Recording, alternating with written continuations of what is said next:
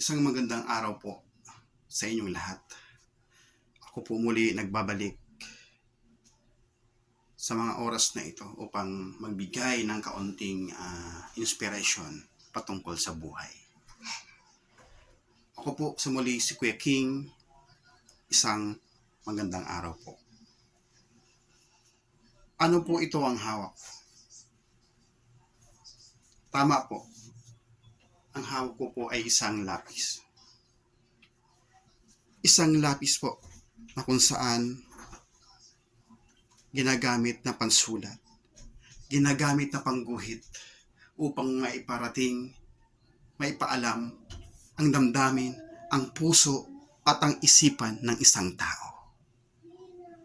Ang lapis na ito ay nilikha upang yung purpose niya ay maibigay, upang yung pagkalikha niya ay magkaroon ng saysay. Yan ang isang lapis. Now, kung ang lapis pong ito na hawak ko ay wala ng kakayanang sumulat, gumuhit, ito po ba ay matatawag pa nating lapis? Ito po ba ay matatawag nating isang avenue, isang channel of communication? Palagay ko po ay hindi na. Kaya sa tinawag na lapis sapagkat may kakayanan siyang gumuhit, sumulat, lumikha, mag-create ng isang emosyon, ng isang salita, ng isang saloobin. Kagaya ng buhay ng isang tao, we are created with a purpose. Nilikha tayo ng Diyos na may purpose. Nilikha tayo hindi lamang upang mabuhay sa mundong ito, upang kumain, magsaya, magtrabaho. Nilikha tayo dahil may purpose ang Diyos bakit nilikha ang bawat isa sa atin. Kung ikaw man ay isang magulang, isang anak, isang may propesyon, isang kapwa, each one of us ay mayroong mga purpose bakit tayo ay nilikha sa ganong aspeto. Bilang isang magulang, bakit nga ba nilikha ka bilang isang magulang?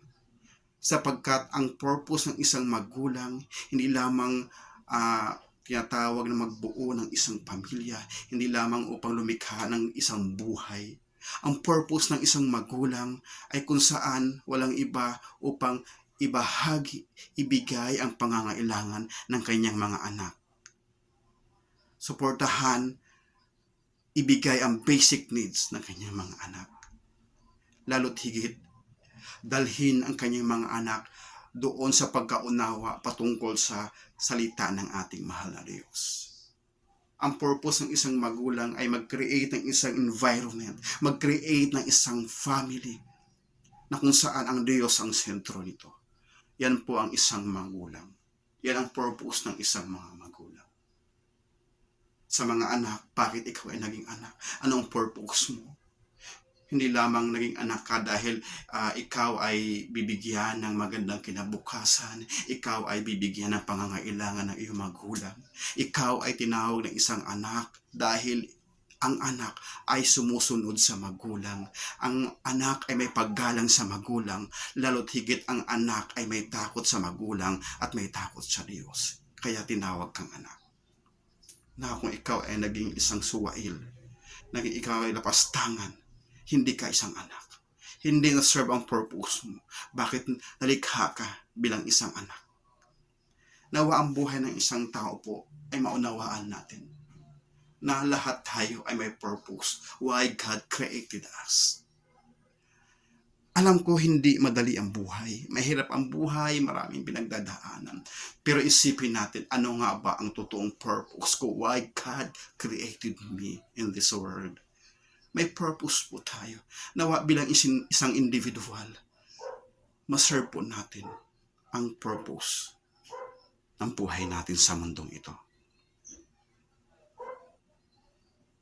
Nawa mga kapatid, sa simpleng salitang ito, ay nagkaroon po tayo ng tinatawag na inspiration to serve our purpose, why God created us. Isang magandang araw po sa inyong lahat. And thank you. God bless us all.